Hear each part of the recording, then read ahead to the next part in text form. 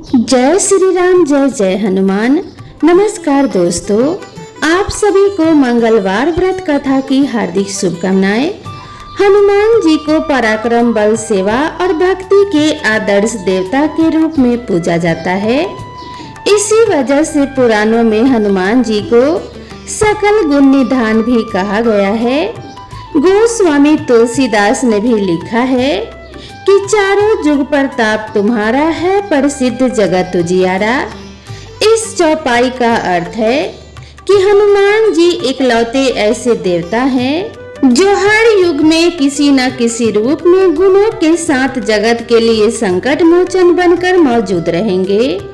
शास्त्रों में यह कहा गया है कि हनुमान जी की सेवा करने और उनका व्रत रखने से उनकी विशेष कृपा अपने भक्तों पर बनी रहती है।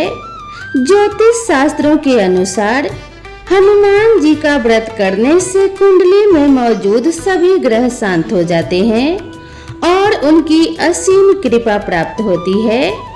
अपने भक्तों पर आने वाले हर संकट को हनुमान जी दूर करते हैं। संतान प्राप्ति के लिए हनुमान जी का व्रत फलदायी माना जाता है। इस व्रत को करने से भूत, प्रेत और काली शक्तियों का प्रभाव नहीं पड़ता है। मंगलवार का व्रत करने से सम्मान, साहस और पुरुषार्थ में वृद्धि होती है। तो अब आइए सुनते हैं हनुमान जी की पावन कथा। व्यास जी ने कहा कि एक बार नैमिषारण्य तीर्थ में 80,000 मुनि एकत्र होकर पुराणों के ज्ञाता श्री सूत जी से पूछने लगे कि हे महामुने, आपने हमें अनेक पुराणों की कथाएं सुनाई है।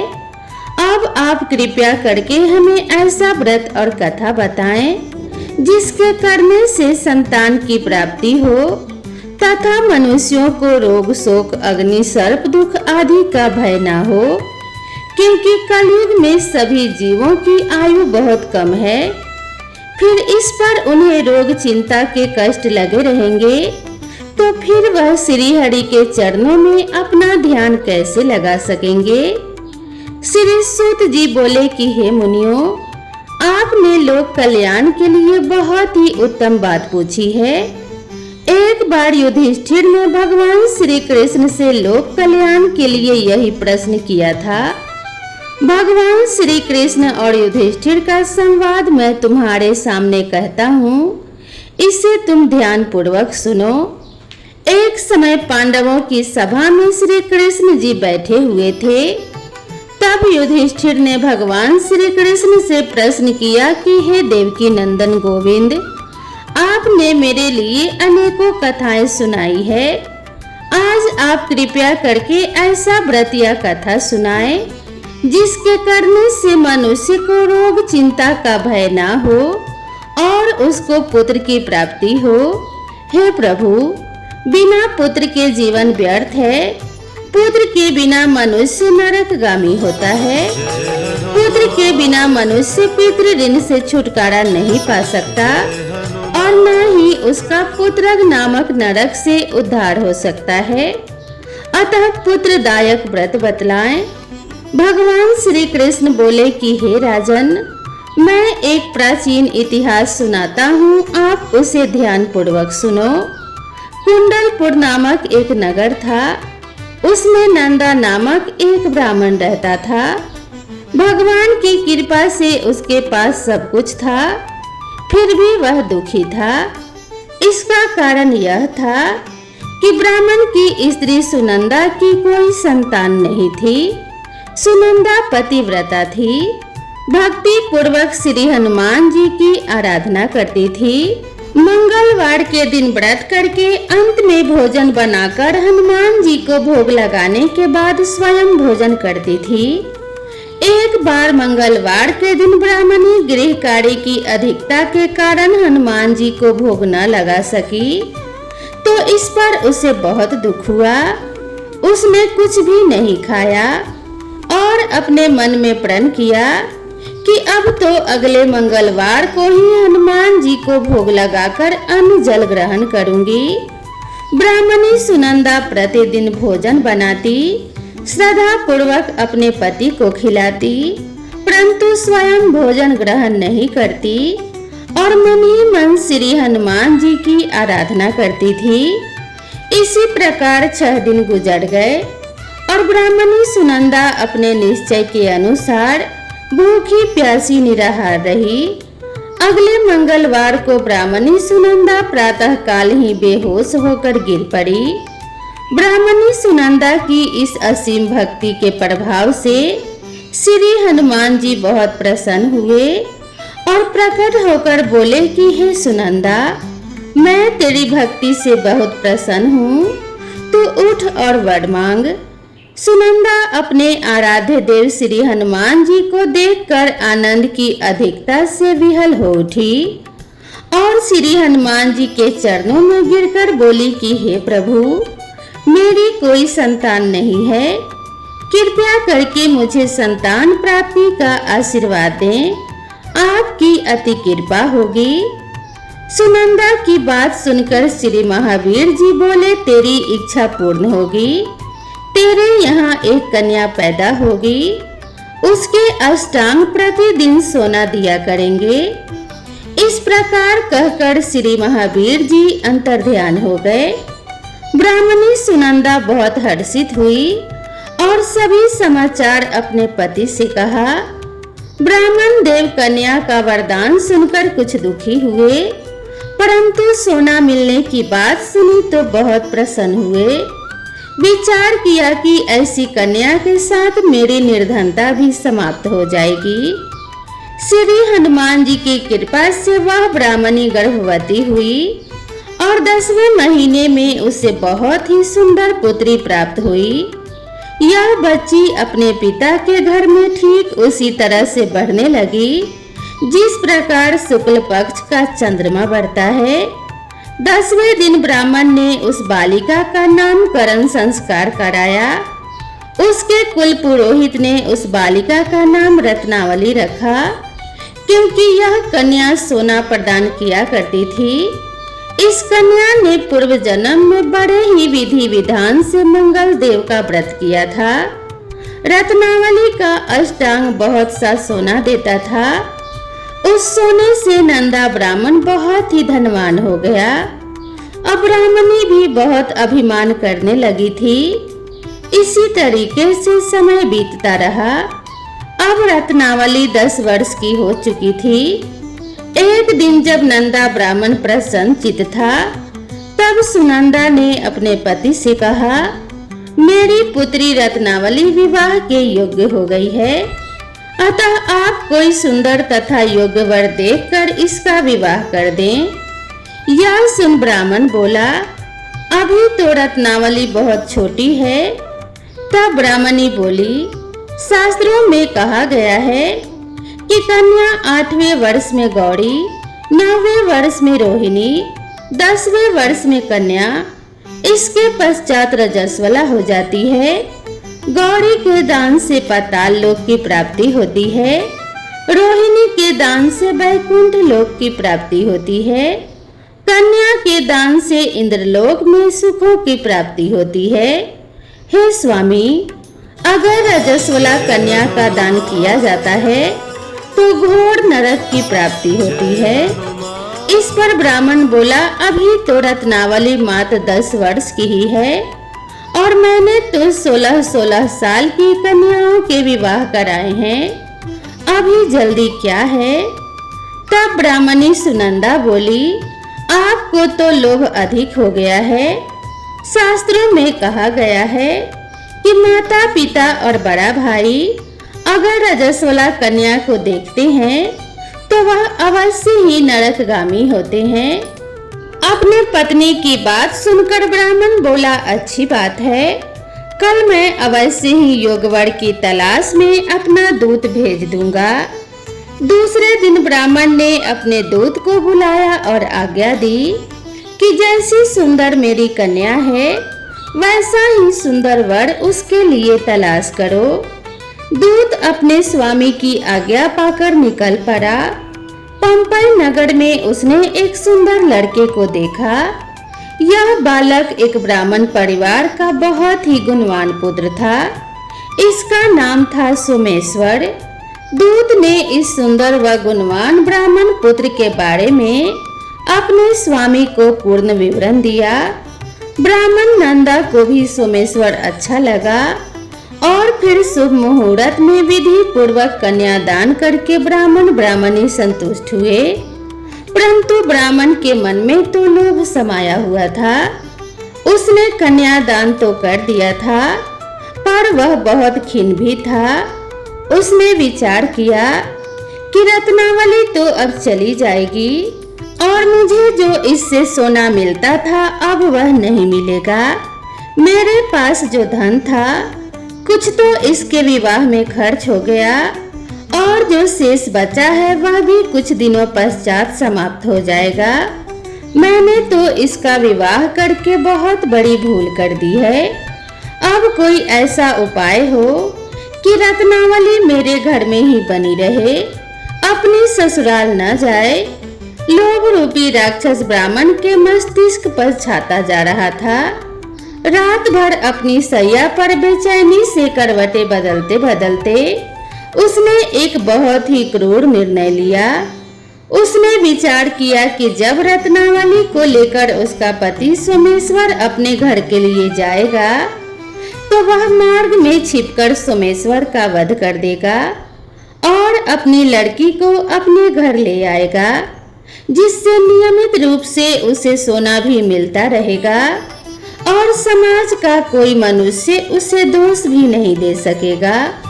प्रातः काल हुआ तो नंदा और सुनंदा ने अपने जमाई तथा लड़की को बहुत सारा धन देकर विदा किया। सोमेश्वर अपनी पत्नी रत्नावली को लेकर ससुराल से अपने घर की तरफ चल दिया। ब्राह्मण नंदा महालोभ के वशीभूत हो अपनी मति खो चुका था। पाप पुण्य को उसे विचार न रहा था। अपने भयानक व क्रूर निर्णय को कार्य रूप देने के लिए उसने अपने दूत को मार्ग में अपने जमाई का वध करने के लिए भेज दिया था, ताकि रत्नावली से प्राप्त होने वाला सोना उसे लगातार मिलता रहे और वो कभी निर्धन ना हो। ब्राह्मण के दूत ने अपने स्वामी की आज्ञा का पालन करते हुए उसके जमाई सोमेश्वर का मार्ग में ही वध कर दिया। समाचार प्राप्त कर ब्राह्मण नंदा मार्ग में पहुंचा और रुदन करती हुई अपनी पुत्री रत्नावली से बोला कि हे पुत्री, मार्ग में लुटेरों ने तेरे पति का वध कर दिया है। भगवान की इच्छा के आगे किसी का कोई वश नहीं चलता है। अब तू घर चल, वहां पर ही रहकर शेष जीवन व्यतीत करना। जो भाग्य में लिखा है वही होगा। अपने पति की अकाल मृत्यु से रत्नावली बहुत दुखी हुई। करुण क्रंदन व रुदन करते हुए अपने पिता से बोली कि हे पिताजी, इस संसार में जिस स्त्री का पति नहीं है उसका जीना व्यर्थ है।